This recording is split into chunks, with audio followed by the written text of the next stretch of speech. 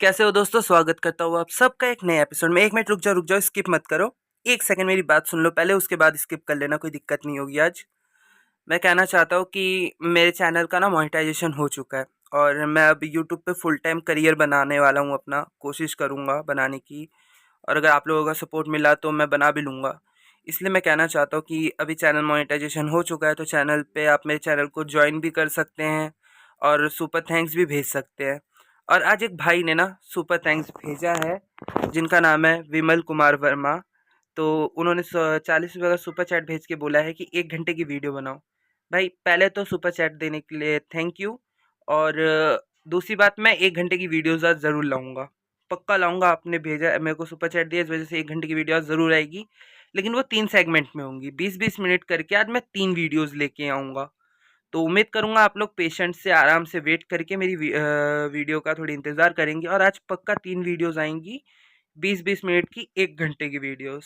तो चलिए शुरू करते हैं बिना किसी देरी के। इस एपिसोड की स्टार्टिंग होती है और हमें दिखाया जाता है जो हमारे रिचर्ड के फादर है, जो ड्यूक है, वो एक गिल्ड में आए हैं जो कि असैसिन का गिल्ड है, जो बता सकता है आपको, इन्फॉर्मेशन दे सकता है कि आपके लिए किसी को मार सकता है, प्रोटेक्शन दे सकता है। तो अब ये यहाँ पे आता है और जो यहाँ का हेड है, मतलब जो यहाँ पे कंट्रोल करता है, ये उसके सामने आके खड़ा हो जाता है। और वो बंदा भी अपने हीरो रिचर्ड के फादर को देखता है। मैं रिचर्ड के फादर को ना ड्यूक कहूँगा। ये जो बंदा ये बोलता है, कैसे है ड्यूक, आप यहाँ पे किस काम से आए हैं, मैं जान सकता हूँ?" ड्यूक वहाँ पे बैठते हुए बोलता है, "मैं यहाँ पे किसी बड़े काम से नहीं आया हूँ, बस मुझे एक छोटी सी इन्फॉर्मेशन चाहिए, मैं बस इसीलिए आया हूँ।" तो ये बोलता है, "क्या? आप एक ड्यूक है और आपको इन्फॉर्मेशन लेने के लिए आपको पर्सनली मेरे पास आना पड़ा है, ऐसी बात है?" ये बोलता है, "क्यों, इसमें कोई प्रॉब्लम है?" ये बोलता है, "नहीं नहीं, इसमें कोई प्रॉब्लम नहीं है, आप बुला लेते हमें, हम खुद आ जाते आपके पास।" ये बोलता है, "मक्खन लगाना बंद कर।" और एक लंबी सांस लेता है रिचर्ड का फादर, क्योंकि उसे भी पता है ये सिर्फ यहाँ पे इसको मक्खन लगा रहा है। वहाँ पे उनको चाय दी जाती है, रिचर्ड के फादर चाय पी लेते हैं और बोलते हैं कि मेरे को ना कुछ काम है तुम लोगों से। पिछले कुछ समय से, 1 हफ्ते से मेरे ऊपर लगातार असैसन्स हमला कर रहे हैं और वो मेरे को मारने की कोशिश कर रहे हैं। चलो इतना अच्छा है कि कम से कम मेरे बीवी और बच्चों के कमरे तक नहीं गए। दोस्तों आप लोग कह रहे थे ना कि इसकी बीवी नहीं है, बीवी जिंदा है, बस दिखाई नहीं जा रही है। तो वो जो गिल्ड लीडर होता है वो बोलता है, "अच्छा?" ये बोलता है, "हाँ, मुझे पता नहीं कि वो लोग मेरे पे हमला क्यों कर रहे हैं, मगर वो मेरे को हर बार बोल रहे हैं कि मैं एक चोर हूँ, कि मैंने चोरी की है। वो जब भी मुझ पे हमला करने आते हैं, हमेशा एक स्किल असैसन आता है। अगर एक आज आया है तो कल उससे ताकतवर आ रहा है। और वो मुझे हमेशा चोर कहते हैं कि मैं चोर हूँ, मैंने कुछ चोरी किया है, मगर क्या चोरी किया है ये लोग मेरे को बताते नहीं है।" तो ये बोलते हैं, "आप चोर हो? मुझे नहीं लगा था कि एक ड्यूक हो क्या आप चोरी करोगे?" और ये सुन के जो ड्यूक है वो भड़क जाते हैं, वो बोलते हैं, "क्या? तुझे क्या लगता है मैं चोर हूँ? मेरे को खुद नहीं पता वो लोग किस चीज के बारे में बोल रहे हैं कि मैं एक चोर हूँ, हाँ?" तभी वो बोलता है, एक मिनट, ठीक है, मैं समझ गया, आप चोर नहीं हो। वो आपके ऊपर कोई गलत इल्जाम लगा रहे हैं। आप हमें बता सकते हैं कि आपका एक किस मैटर पे, आप मेरे को जरा डिस्क्रिप्शन दे सकते हैं कि आप पे ऊपर जो हमला हो रहा है, जो हमला करने आए हैं, वो कैसे दिखने में थे या कौन था? तो ड्यूक बोलता है, "उससे पहले ये एक लड़की है, मेरे को इसकी भी जानकारी चाहिए। तुम्हें इसको ढूंढना है कि ये लड़की कहाँ पे है।"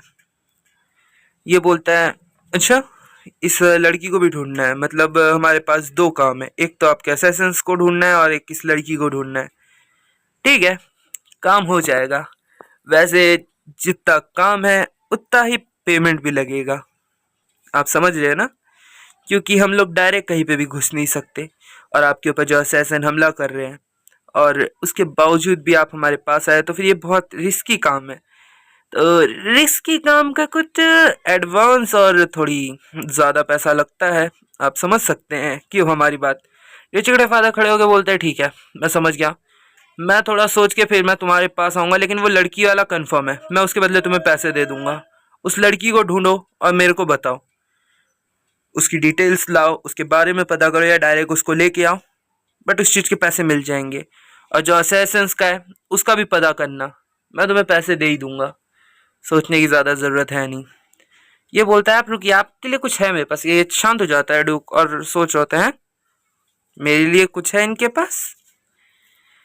तभी जो असैसिन होता है वो बोलता है कि हाँ, हमारे पास ना अभी एक स्पेशल चीज़ आई है, तो मैं आपको वो दिखाना चाहता हूँ। वहाँ पे एक मेड आती है और वो जो ड्यूक है उसको एक पर्चा देती है या एक फ़ोटो देती है, जो ड्यूक देखता है और एकदम हैरान हो जाता है। गैस करना चाहोगे क्या है? हंस पड़ोगे देख के। ड्यूक देखता है कि वहाँ पे एक लड़की की फ़ोटो है, और पता है एक्चुअली ये कौन है? ये ड्यूक की बीबी है।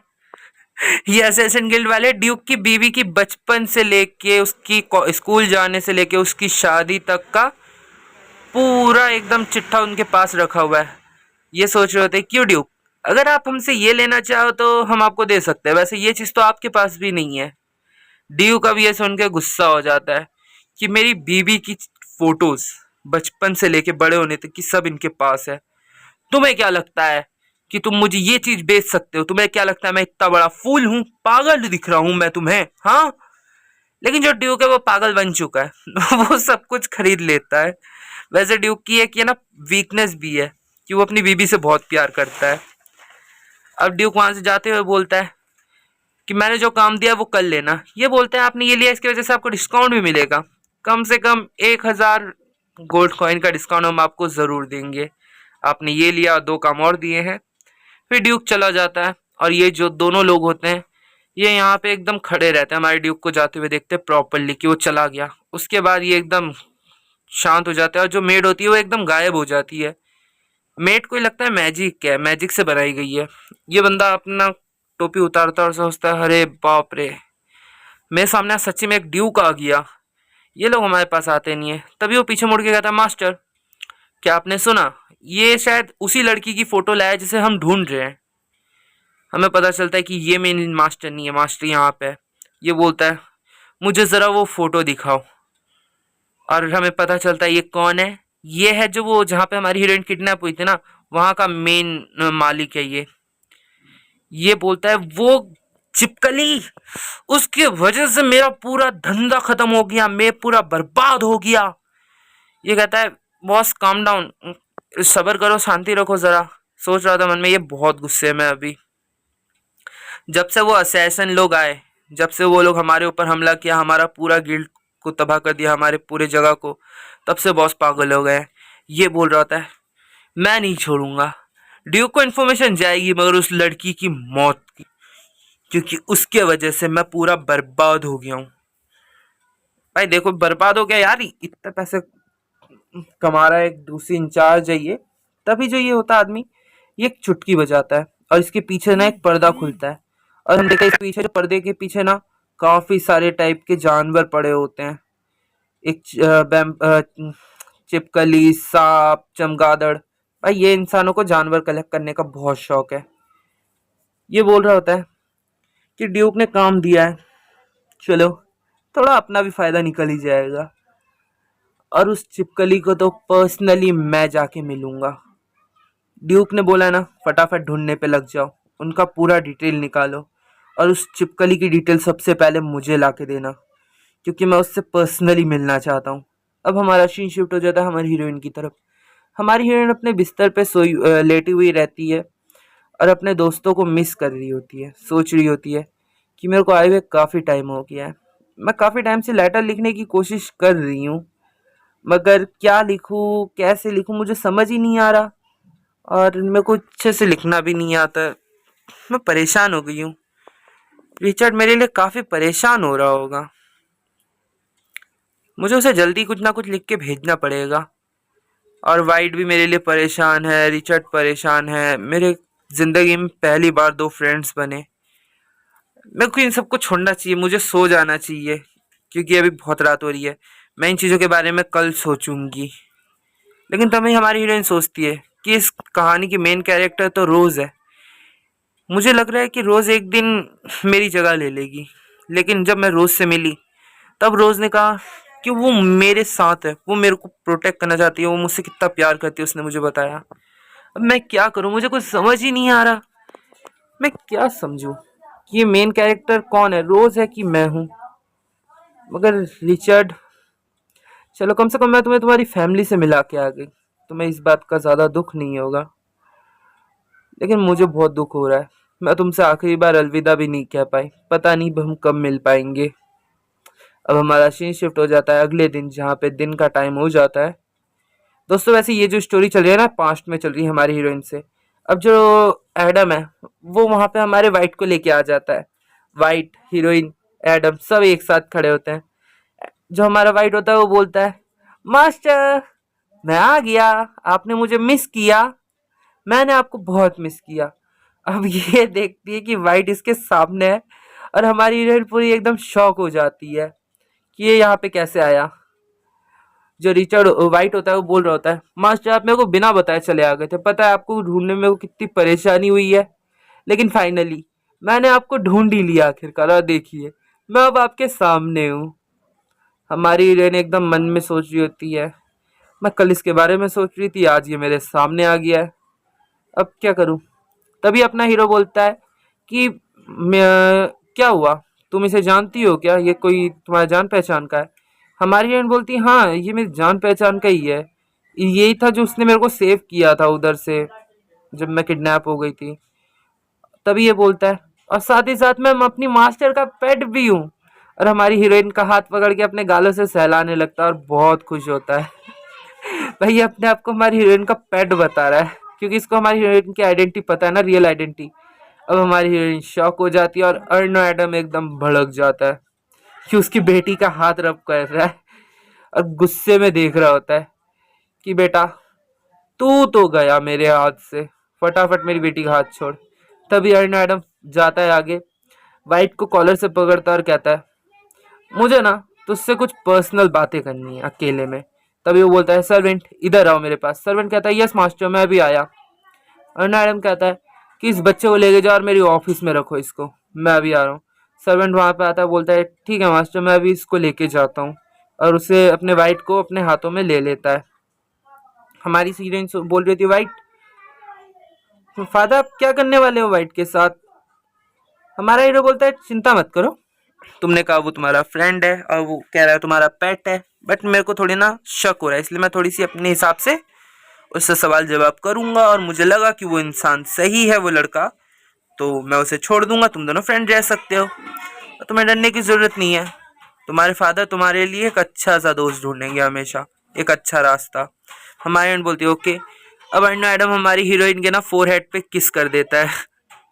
अरे सच्ची में यार, लेकिन जो हमारी हीरोइन है उसके 12 बज जाते हैं, क्योंकि वो अंदर से 24 साल की लड़की है। अर्नो एडम कहता है चलो ठीक है। अब जो वाइट होता है वो पीछे मुड़ के देख रहा होता है, मन में सोच रहा होता है, मास्टर आप इस फैमिली में खुश तो हो ना।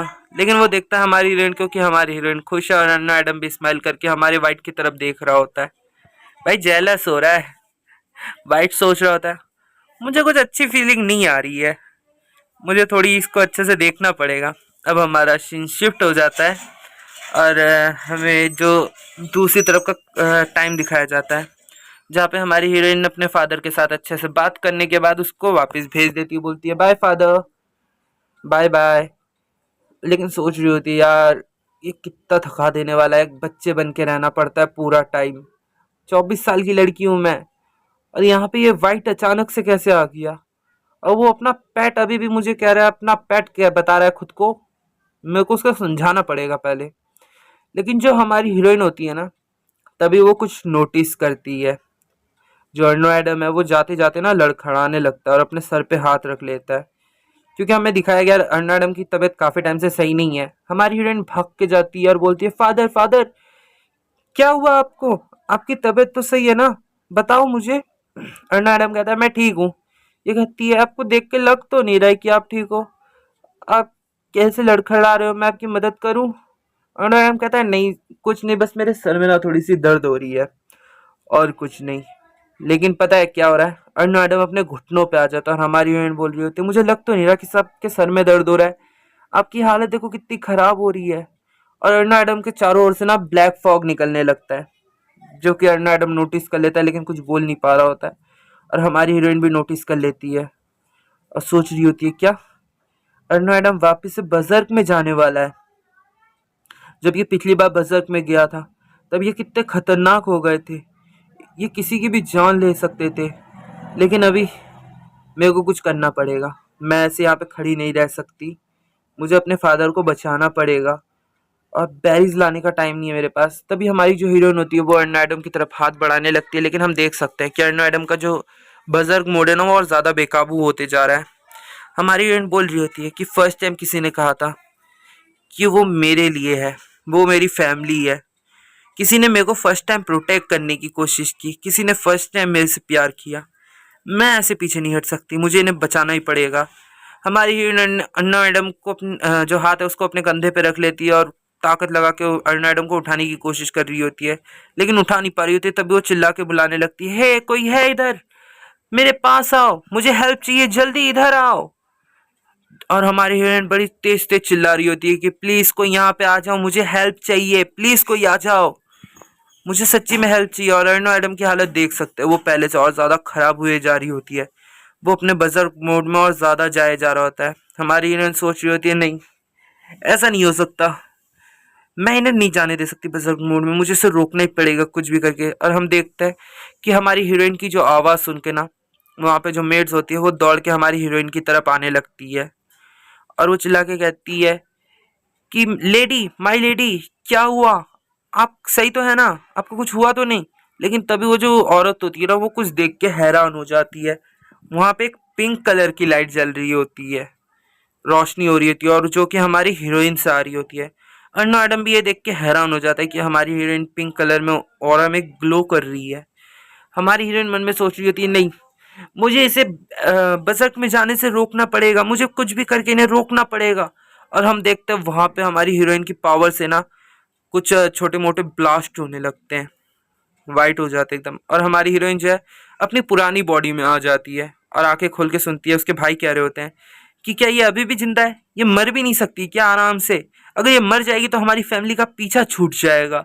लेकिन नहीं, ये यहाँ पे पड़ी हुई है और हमारे पैसे बढ़वाए जा रही है। और हमारी हीरोइन की आंखें वापस से बंद होने लगती हैं, लेकिन उसके भाई चुप नहीं होते, वो बड़बड़ाए ही जा रहे होते हैं। अब हमारी हीरोइन की आंख वापस से खुल जाती है और हम देख सकते हैं हमारी हीरोइन अपने चिपकली वाले फॉर्म में आ चुकी है, बेबी ड्रैगन फॉर्म।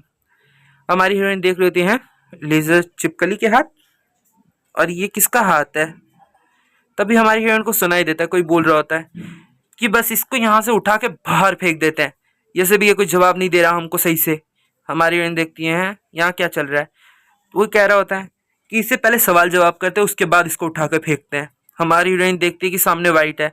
अर्नो एडम कह रहा होता है, मैंने कहा ना शांति से बात किया करो, इतना भी जल्दीबाजी करने की जरूरत नहीं। और हम देखते हैं जो ब्लैक है उसने अपनी तलवार वाइट के गर्दन पे रखी हुई होती है और बोल अपनी हीरोइन सोच रही होती है ये क्या चल रहा है बकचोदी, यहाँ पे क्या पागलपंती चल रही है क्या। हमारी हीरोइन भाग के जाने लगती है। अर्नो एडम भी देख के बोलता है, Emily, arena, sorry sorry sorry माफ कर देना। जो ब्लैक होता है वो भी बोल रहा होता है कि तू मुझे जवाब देगा कि नहीं देगा। हमारी हीरोइन फटाफट जाके उसने भाई के सामने खड़ी हो जाती है और हाथ ऊपर कर लेती है कि नहीं इसको कोई छूना नहीं। अरे कितनी ब्रेव है यार। ये लोग बोलते हैं, एरिना, एरिना तुम जाग गई। रेड तो हमारी एरिना की तरफ भागते हुए आने लगता है। अर्ना एडम होता है वो बोलता है, अब चुप हो जाओ तुम लोग और एकदम शांति से खड़े हो जाओ, समझे। और एक चुटकी बजा देता है जिसके वजह से इन तीनों के ना हाथ पीछे बन जाते हैं और एकदम लाइन से खड़े हो जाते हैं।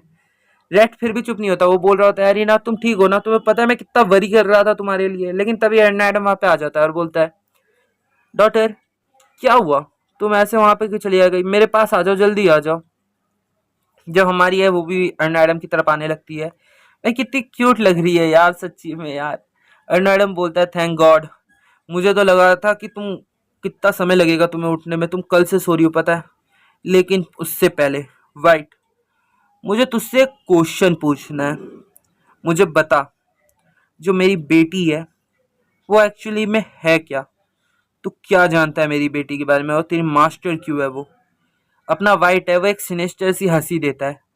अरे मेरे को ये हंसी बिल्कुल पसंद नहीं है, सच्ची बोल रहा हूँ। पूरी सीरीज में हमारा सीन शिफ्ट हो जाता है रात की तरफ।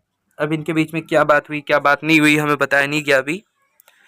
हमारा अर्न एडम हमारी हीरोइन के बेड के साइड में बैठा हुआ होता है और हमारी हीरोइन वहां पे मस्त से सो रही होती है। अर्न एडम हमारी हीरोइन की तरफ देख रहा होता है बड़े प्यार से। भाई सोते हुए कितनी क्यूट लग रही है ना यार। मैं अर्न एडम सोच रहा होता है कि मैंने जब उससे वो सवाल पूछे थे, फिलहाल छोड़ो, उस सवाल का जवाब उसने दिया था, कुछ ऐसा दिया था कि मेरी बेटी कोई नॉर्मल चिपकली नहीं है, लेकिन वो बता नहीं सकता अभी अच्छे से कुछ। अभी मेरे लिए बस इतना सा जानना ज़रूरी है कि वो एक नॉर्मल नहीं है। मेरा तो मन कर रहा था बस मैं इसको उठा के फेंक के आ जाऊँ, क्यों मैंने इसको उठाया? उस लड़के को तो मेरे को वहीं पे छोड़ के आ जाना चाहिए था। फालतू में मैं लेके आ गया उसको।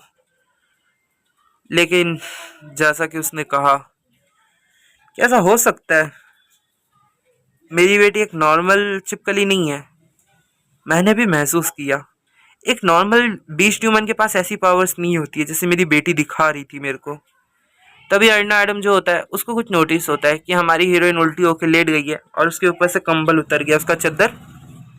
तो अर्ना एडम हमारी हीरोइन को ना उसके चादर उड़ाने लगता है। भाई ये लोग गधे हैं क्या? हमारी हीरोइन के पीठ पे लिटरली विंग्स हैं, उनको समझ नहीं आ रहा।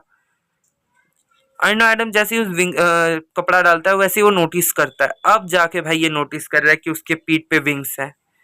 अर्ना एडम सोचते हैं, इसकी पीठ पे ये क्या है? विंग्स है क्या? जैसा कि उसने कहा था कि मेरी बेटी एक नॉर्मल लिजर्ड नहीं है, तो क्या इसका मतलब मेरी बेटी वो हो सकती है? अब जाके ये समझ रहा है कि अर्ना एडम कि हमारी हीरोइन कोई नॉर्मल लिजर्ड नहीं है। अब उसके पीछे विंग्स देखने के बाद और सोचा होता है कि कुछ भी हो जाए, तुम चिपकली हो या कुछ और हो, तुम्हारे फादर तुम्हारे साथ रहेंगे, तुम्हारे हर फैसले में तुम्हारे फादर सपोर्ट करेंगे। अब हमारा सीन शिफ्ट हो जाता है और हमें ड्यूक का मेंशन दिखाया जाता है, रिचर्ड के फादर, जहाँ पे ड्यूक एकदम गुस्से में बैठे होते हैं और बोल रहे होते हैं कि बेशरम तो देखे लेकिन तुझ जैसा बेशरम आज तक कभी नहीं देखा मैंने। हमारा जो एडम है वो भी हंसते हुए बोलता है, सही कहा, बेशरम तो मैंने भी देखे लेकिन तुझ जैसा आज तक एक भी नहीं देखा, जो दूसरों की प्रॉपर्टी को अपना बताता है, दूसरों की चीजें चुराने लगता है तू। और दोस्तों इसी के साथ ये एपिसोड होता है खत्म। उम्मीद करूंगा आपको पसंद आएगा। चिंता मत करो, आज 2 एपिसोड और जरूर आएंगे। और 2 एपिसोड नहीं आए तो एक एपिसोड में 40 मिनट की बना के ही अपलोड कर दूंगा, क्योंकि 1 घंटे की वीडियो आज मेरे को कंप्लीट करनी है। तो मिलते हैं आपसे नेक्स्ट एपिसोड में। Bye bye, take care, sayonara.